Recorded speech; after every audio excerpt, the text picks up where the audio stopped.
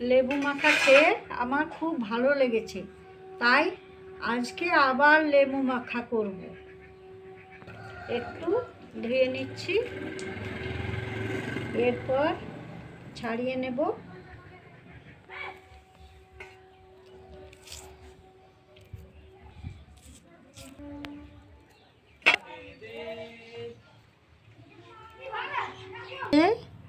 এরকম করে ছাড়াবে বন্ধুরা, তাহলে খুবই ভালো লাগবে খেতে।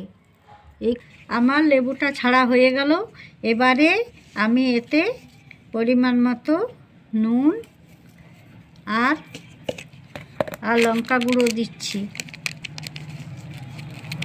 আর মেখে নিচ্ছি ভালো করে। ভালো লেগেছে খেতে, তাই